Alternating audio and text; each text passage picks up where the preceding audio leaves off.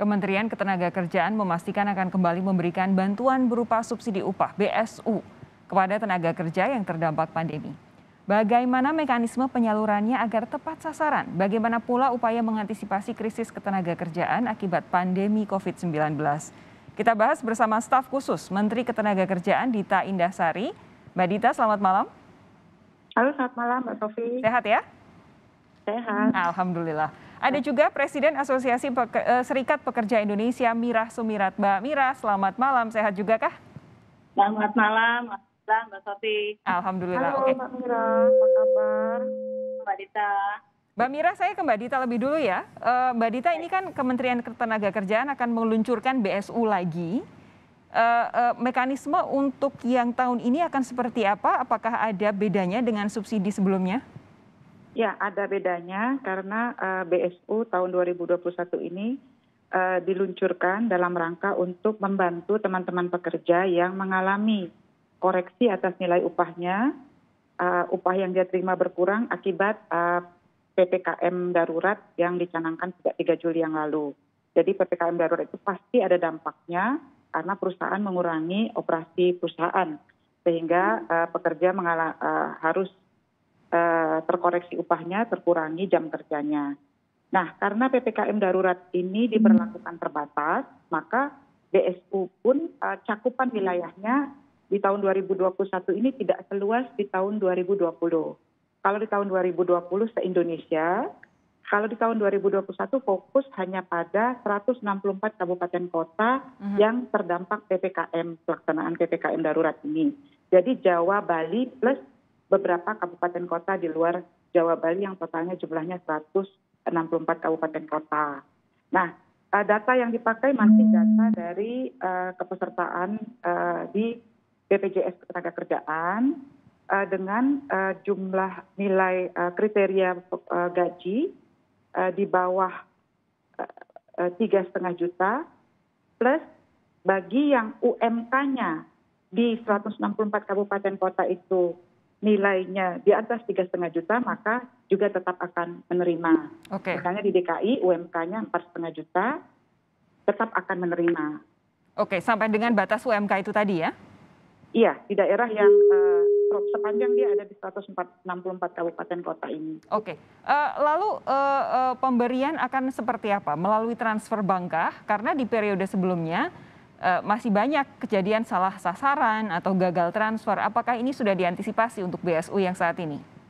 Ya, jadi tahun lalu itu BSU berhasil kita distribusikan, ya pemerintah berhasil mendistribusikan sebesar 98,8% untuk 12,4 juta pekerja.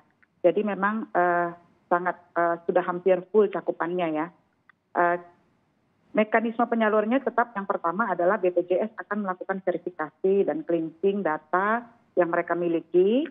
Jadi gajinya harus sesuai dengan kriteria, kemudian daerahnya harus sesuai dengan cakupan 164 ini.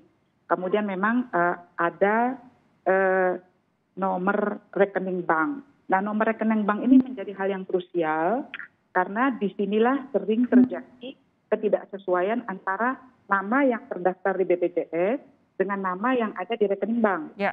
Nah, daftar nama yang ada didaftarkan di BPJS namanya Dita, tapi di rekening bank namanya Maimunah. Itu pasti bounce back, itu uangnya tidak akan bisa dicairkan. Nah, kita meminta bantuan bank-bank himbara untuk penyaluran dana BPJS ini.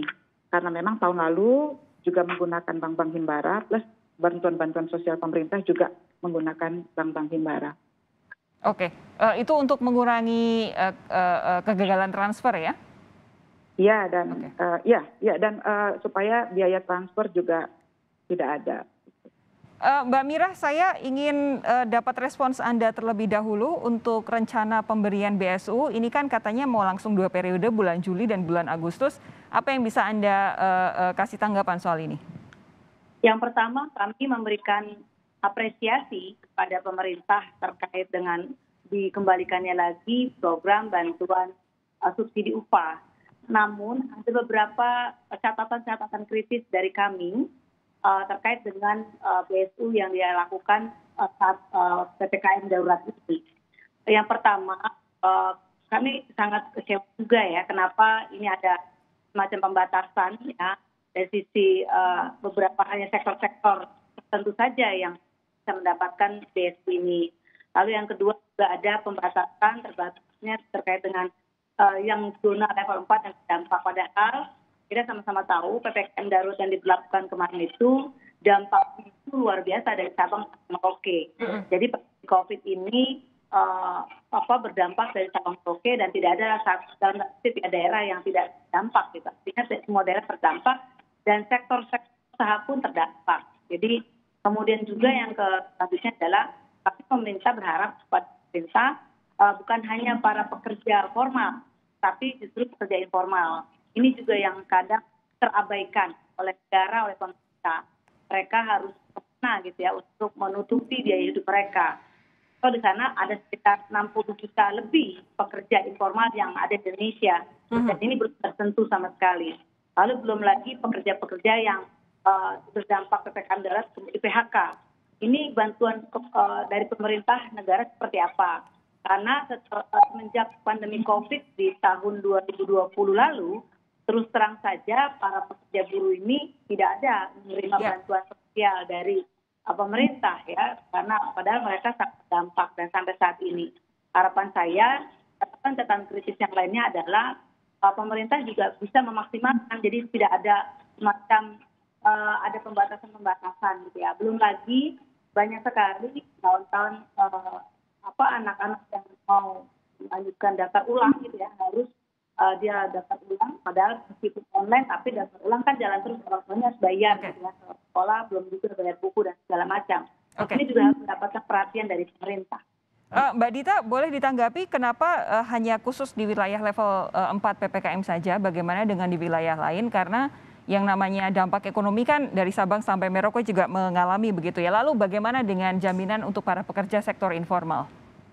Ya, jadi memang ini fokusnya di 164 kabupaten kota yang daftarnya ada di surat instruksi Mendagri 20 nomor 20 dan nomor 23. Dan sebetulnya di 164 kabupaten kota ini sudah mencakup mayoritas kantong-kantong pekerja, termasuk daerah-daerah industri besar.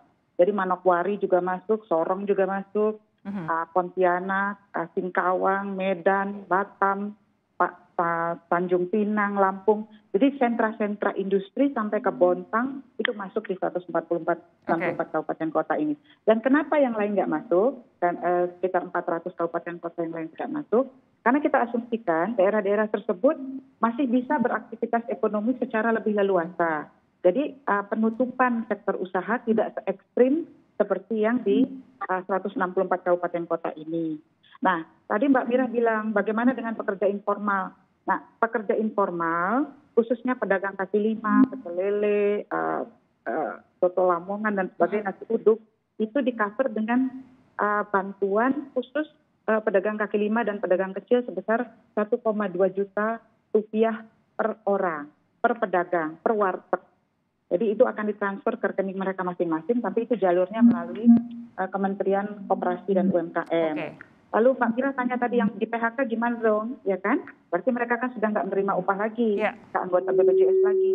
Yang di PHK khusus akan dapat skema kartu prakerja.